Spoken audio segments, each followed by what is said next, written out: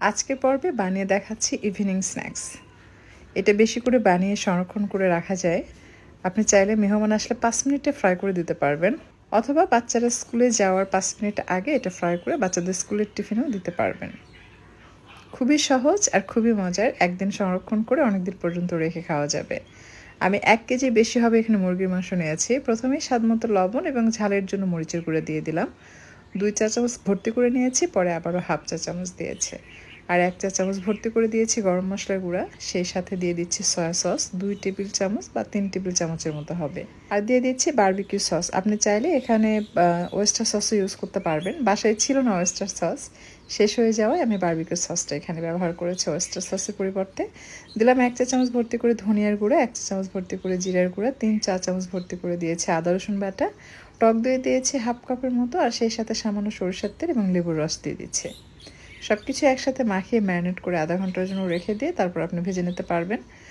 আর যদি মনে করেন যে আপনি সংরক্ষণ করে রেখে দিতে চাচ্ছেন, সব কিছু একসাথে মিক্স করে মেখে আপনি নর্মাল ফ্রিজে 2-3 দিন রাখতে পারবেন। বেশি দিন সংরক্ষণ করতে চাইলে ডিপ ফ্রিজে রেখে দিবেন।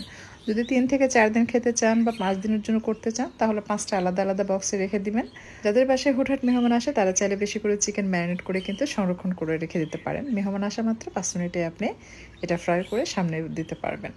আবার যাদের বাচ্চারা বেশি চিকেন ফ্রাই খায়, বেশিরভাগ সময় দেখবেন রেস্টুরেন্টে বাচ্চারা হুটহাট করে অর্ডার করে ফেলে, তো তখন দেখা যায় 1000-1200 টাকা গুনতে হয়। সো আপনি একটা চিকেন নিয়ে এসে যদি ম্যারিনেট করে রেখে দেন, 2 থেকে 3 দিন ইজিলি তাদেরকে সার্ভ করতে পারবেন। যখন দেখবেন যে চিকেন খাওয়ার বায়না ধরবে, জাস্ট ফ্রিজ থেকে বের করে ফ্রাই করে দিবেন।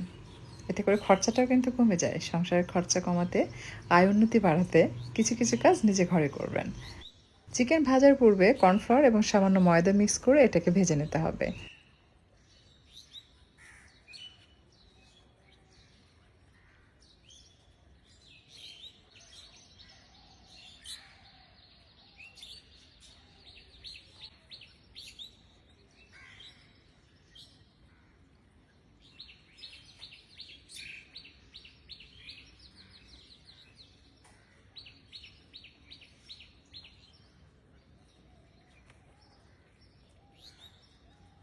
তেল মোটামুটি গরম হয়ে আসলে একটা একটা করে চিকেন ছেড়ে লালচে করে ভেজে নিতে হবে।